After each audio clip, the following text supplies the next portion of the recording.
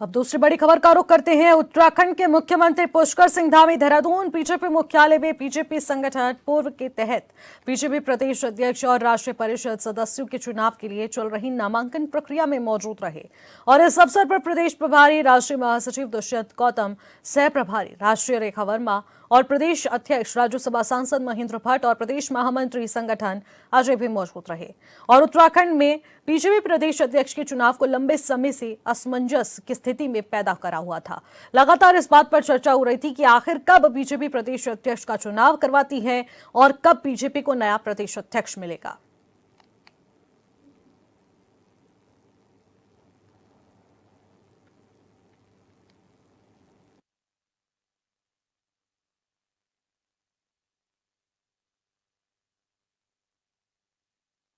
की प्रक्रिया चल रही है और हम सब लोगों ने महेंद्र भट्ट के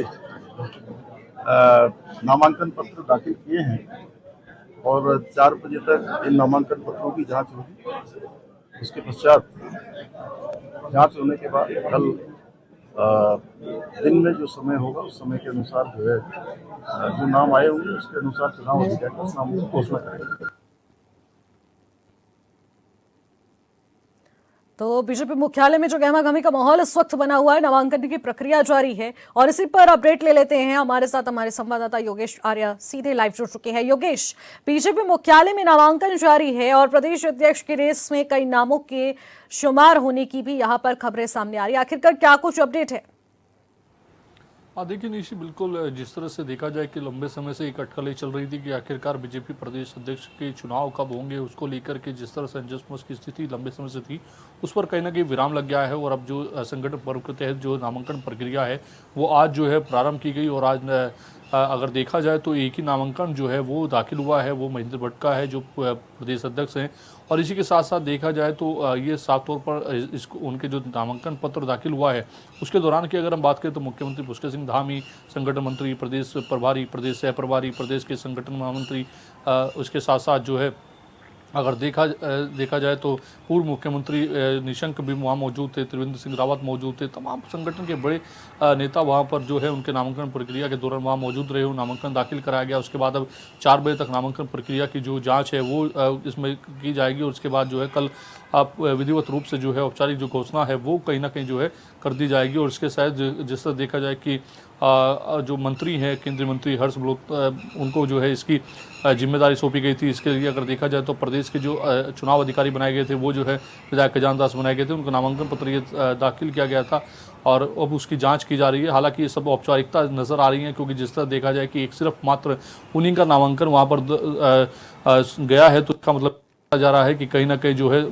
है औपचारिकताएं हैं उसके बाद जो है कल घोषित कर दिया जाएगा कि प्रदेश अध्यक्ष की जो कुर्सी है उस पर जो है महेंद्र सिंह भट्ट ही जो है बने हुए नजर आएंगे। तो यानी कि देखा जाए तो ये औपचारिकताएं जो है नजर आ रही हैं और हालांकि औपचारिकताएं हैं, चुनाव की प्रक्रिया है जो संगठन के रूप में चलती हैं उनको जो है आज किया गया है पूरा। उसके बाद जो है कल ये घोषणा भी हो जाएगी।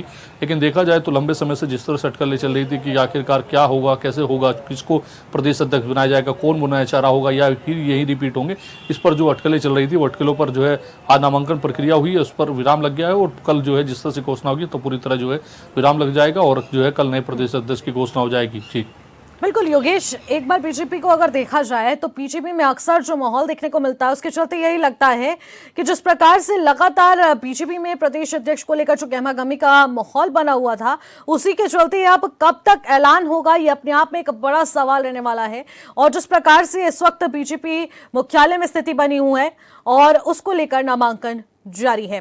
इसी पर बातचीत के लिए सचिन गुप्ता, बीजेपी प्रवक्ता, भी हमारे साथ फोन लाइन के जरिए जुड़ चुके हैं, उनसे भी बातचीत कर लेते हैं।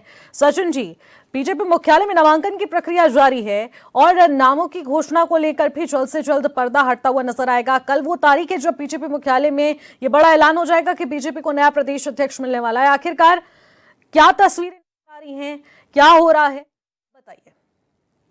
बिल्कुल स्पष्ट है, भारतीय जनता पार्टी एक लोकतांत्रिक संगठन है और मैं ये कह सकता हूँ कि भारत का सबसे बड़ा लोकतांत्रिक संगठन है तो भारतीय जनता पार्टी है जी। और बिल्कुल नियम अनुसार जो है आज माननीय प्रदेश अध्यक्ष जी का नामांकन होना था और उसमें अकेला हमारे पूर्व के प्रदेश अध्यक्ष और माननीय राज्य सांसद महेंद्र भट्ट जी ने किया है और जिसमें जो है शाम को तक की प्रक्रिया थी, 3 बजे तक की। अगर किसी और ने नामांकन करना है तो कोई और नामांकन नहीं है, तो निश्चित रूप से माननीय महेंद्र भट्ट जी जो है दूसरी बार इस प्रदेश के अध्यक्ष भारतीय जनता पार्टी के निर्वाचित होने जा रहे हैं।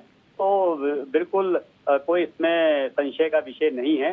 कल तक जो है सुबह 11 साढ़े 11 बजे तक स्थिति स्पष्ट होकर जो है विधिवत घोषणा हो जाएगी। और जो है सभी को, आप लोगों को भी जो है इस शुभ अवसर पर बधाई। बिल्कुल सचिन जी, ये तो स्पष्ट हो चुका है, नामांकन प्रक्रिया भी देख ली है और उसके बाद ये भी काफी हद तक तस्वीरें साफ हो चुकी है। बस औपचारिक ऐलान का इंतजार है जो महेंद्र भट्ट को एक बार फिर से घोषित किया जाएगा कि वो बीजेपी के नए प्रदेश अध्यक्ष एक बार फिर से चुने गए हैं। जी ठीक है सचिन जी, बहुत बहुत शुक्रिया, आप हमारे साथ जुड़े, बातचीत की। तो योगेश, जिस प्रकार से देखने को मिला कि सचिन जी ने ये स्पष्ट कर दिया है कि जो नामांकन की प्रक्रिया थी उसमें एक ही नामांकन दाखिल हुआ था महेंद्र भट्ट का, और एक बार फिर से तस्वीरें स्पष्ट हो चुकी हैं कि महेंद्र भट्ट ही बीजेपी के नए प्रदेश अध्यक्ष होंगे और एक बार फिर से पार्टी ने उन्हीं पर ही भरोसा जताया है। देखिए बिल्कुल, जिस तरह देखा जाए कि महेंद्र भट्ट पर फिर से एक बार भरोसा जो है वो कहीं ना कहीं जताया जा रहा है और यही कारण है कि कल औपचारिक ऐलान जो है वो हो जाएगा। हालांकि इसके पूरे क्रम पे अगर देखा जाए तो मुख्यमंत्री पुष्कर सिंह धामी की जो मुस्कान थी वो स्पष्ट कर रही थी कि आखिरकार जो है मोहर लग चुकी है, बस कल विधिवत रूप से ऐलान होना है। और जिस तरह से उन्होंने कहा कि उनके कार्यकाल की अगर आप बात देखें तो तमाम जो चुनाव है उनमें जो जीत हासिल हुई है, इसके साथ साथ जो कुनबा है भारतीय जनता पार्टी का वो बड़ा है, का विपक्ष से बड़े नेता जो है कांग्रेस हो चाहे अन्य दल हो, उनसे जो है बड़े नेता जो है वो भाजपा में शामिल हुए हैं।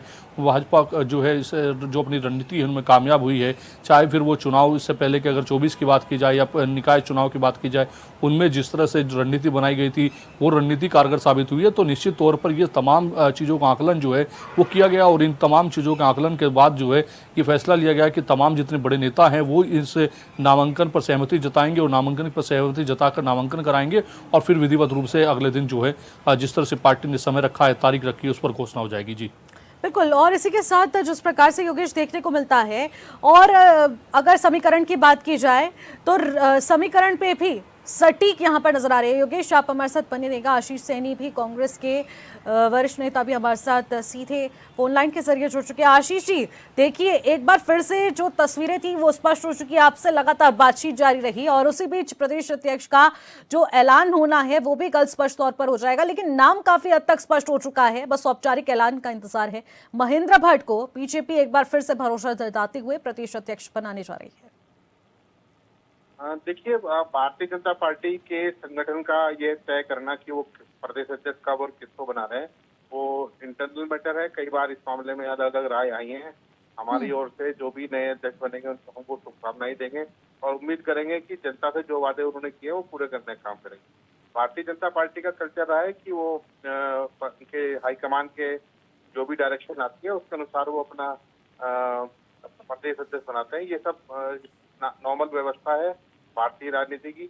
लेकिन हम लोग एज ए विपक्ष, हम जब प्रदेश अध्यक्ष के कार्यकाल के रूप में देखेंगे तो महेंद्र भट्ट जी ने जिस तरह से लोगों को गुमराह करने का काम किया है, हवाई बातें की हैं और कहीं ना कहीं वो राज्यसभा सांसद होने के बावजूद भी उनकी जनता के प्रति कोई विशेष लगाव या जिम्मेदारी कभी दिखाई नहीं दी है। तो उम्मीद करेंगे कि नए अध्यक्ष में वो चीज शामिल हो और वो राज्य के हित में जरूर बात करेंगे। बिल्कुल आशीष जी, वो तो देखने वाली बात रहेगी कि कौन किसके हित में ज्यादा कार्य करता हुआ नजर आएगा। आशीष जी, बहुत बहुत शुक्रिया, आप हमारे साथ जुड़े। योगेश, इस प्रकार से देखने को मिल रहा है कि स्पष्ट तौर पर नाम का तो ऐलान हो चुका है, लेकिन एक तरफ अगर जातीय समीकरण की बात की जाए जिसको साधने के लिए बीजेपी को नाम चाहिए था, महेंद्र भट्ट के अलावा कोई सटीक भी नहीं बैठ रहा था ब्राह्मण चेहरे के रूप में, लेकिन दूसरी तरफ अगर राजनीतिक हम समीकरण को साधने की बात करें तो एक बार फिर भरोसा जताने के पीछे क्या कुछ राजनीतिक समीकरण रहा होगा? देखिए, इसमें दो पहलू हैं जिस पर जो है लगातार जो पार्टी के संगठन के आला अधिकारी हैं जिनको इसकी जिम्मेदारी सौंपी गई थी वो लगातार इस पर मंथन कर रहे थे कि आखिरकार सबसे पहले तो मुख्य तौर पर आता है कुमाऊं और गढ़वाल के जो समीकरण है उनको साधने के प्रयास किया जाता है। फिर जो है क्षेत्रीय और फिर ब्राह्मण जो है इन दोनों को साधने का प्रयास होता है कि फिर एक अगर चेहरा मुख्यमंत्री के तौर पर क्षेत्रीय होगा तो क्षेत्रीय तौर पर आएगा तो वही ब्राह्मण को जो है प्रदेश की कमान सौंपी जाएगी। तो वो भी कहीं ना कहीं इस पहलू पर सटक बैठ रहा था। तो इसके साथ साथ जो है जिस तरह से इनके कार्यकाल में चाहे वो चुनाव जीतने की बात हो, कुनबा बढ़ने की बात हो या तमाम जितने बड़े फैसले लेने की बात हो वो लिए गए हैं, उस पर भी जो है कहीं ना कहीं जो है तमाम रणनीति जो है वो देखी गई है। और इन तमाम रणनीतियों के बाद जो है स्पष्ट तौर पर माना गया कि जो है यही जो है दोबारा इनको ही मौका दिया जाए और दोबारा इनके नाम पर सहमति बनाई जाए। और सहमति बनी और उसके बाद आज नामांकन की प्रक्रिया की गई। लेकिन जिस तरह से कांग्रेस आरोप लगा रही है, हालांकि कांग्रेस की ओर से ये भी आरोप लगाया जा रहा है कि जब इनको ही रिपीट करना था तो फिर इस तरह की प्रक्रिया का क्या मतलब था कि उनको जो है यहाँ पर जो है नामांकन की प्रक्रिया की गई, चुनाव अधिकारी बनाए गए, चुनाव पर्यवेक्षक बनाए गए, तमाम बड़ी प्रक्रियाओं को शामिल किया गया। रेड अलर्ट होने के बावजूद मुख्यमंत्री वहाँ पर जाते हैं, प्रदेश की जनता की चिंता नहीं करते हैं, वहाँ पर नामांकन प्रक्रिया में औपचारिकता दिखाने के लिए वहाँ पहुँचते हैं। तो तरह तरह के आरोप जो है वो विपक्ष की तरफ से अब लगने शुरू हो गए हैं। लेकिन अब देखना होगा कि विपक्ष का इस पर क्या स्पष्ट रुख आता है और कल किस तरह की घोषणा होने के बाद विपक्ष किस तरह के अपने पत्ते खोलता है। जी ठीक है योगेश, बहुत बहुत शुक्रिया तमाम जानकारी के लिए। खबर पर नजर बनाए।